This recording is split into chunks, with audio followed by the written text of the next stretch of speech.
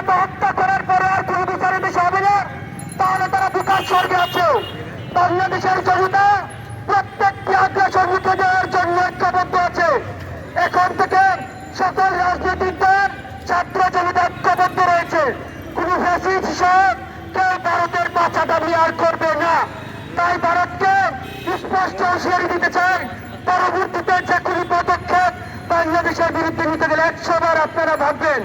ভারতকে এই হুঁশিয়ারি আমরা বৈষম্য বিরোধীর পক্ষ দিতে চাই যে বাংলাদেশের বিপক্ষে কিছু করতে গেলে আপনারা আর ফ্যাসিস্টের মতো সুযোগ পাবেন না।